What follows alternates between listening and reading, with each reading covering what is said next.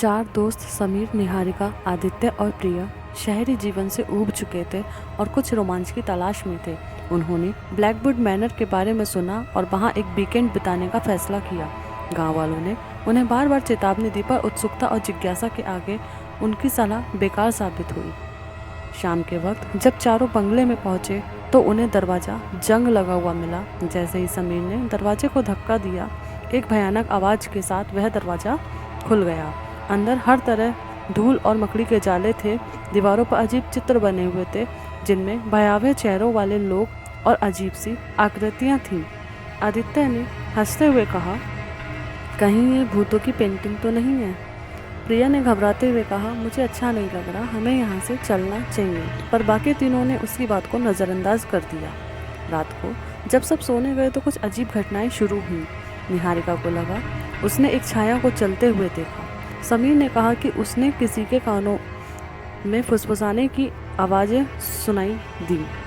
अगले दिन सुबह चारों ने बंगले के आसपास जंगल का पता लगाने का फैसला किया। जैसे ही वे जंगल के अंदर गए, उन्हें महसूस हुआ कि वहाँ का माहौल बहुत ही असहज है। पक्षी चुप थे और हर जगह सिर्फ सन्नाटा ही था। कुछ दूर चलने के बाद उन्हें एक प्राचीन पत्थर की बेदी, उस पर खून के धब्बे और अजीब प्रतीक खुदे हुए थे। प्रिया ने डरते हुए कहा, यह जगह किसी अनुष्ठान की लगती है, हमें यहाँ से लौट जाना चाहिए। लेकिन तभी एक तेज हवा का झोंका आया और जंगल में अचानक अंधेरा छा गया। रात होते ही बंगले में और भयावह घटना घटने लगी। दरवाजे अपने आप खुलने और बंद होने लगे। आईने में अजनबी चेहरे दिखाई देने लगे। निहारिका को लगा कि किसी ने उसके कंधे पर हाथ रखा, लेकिन जब पीछे मुड़कर देखा तो वहाँ कोई नहीं था।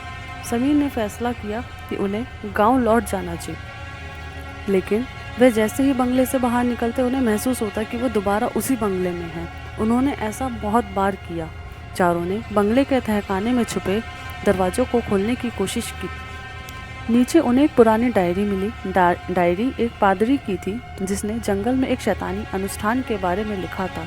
उसने बताया था कि इस बंगले में एक दुष्ट आत्मा को कैद किया गया है, जिसे ब्लैकवुड की रानी कहा जाता है। डायरी के अंत में लिखा था, जो कोई भी जंगल में जाएगा वह रानी के अभिशाप का शिकार हो जाएगा। अगली रात रानी की आत्मा ने प्रकट होना शुरू किया। उसकी भयानक चीखों से चारों के कान फटने लगे। दीवारों पर खून से बने चित्र जीवित होने लगे। चारों ने खुद को बचाने की कोशिश की और वह सब जंगल की बेदी की तरफ भागने लगे। बेदी पर पहुंचते ही प्रिया को डायरी में लिखे मंत्र याद आए। उसने जोर से मंत्र पढ़ना शुरू किया। अचानक एक भयानक रोशनी फैली और रानी की आत्मा ने चीखते हुए कहा, तुम मुझे कभी खत्म नहीं कर सकते, मैं हमेशा वापस आऊंगी। आत्मा जंगल में गायब हो गई, पर इसके साथ ही बंगले और जंगल का अभिशाप भी खत्म हो गया। चारों गांव लौटने में सफल रहे, पर वे कभी भी इस अनुभव को भूल नहीं पाएंगे। कुछ दिनों बाद समीर को एक अज्ञात नंबर से कॉल आया। दूसरी तरफ एक महिला की आवाज़ थी, जो धीरे धीरे हंस रही थी।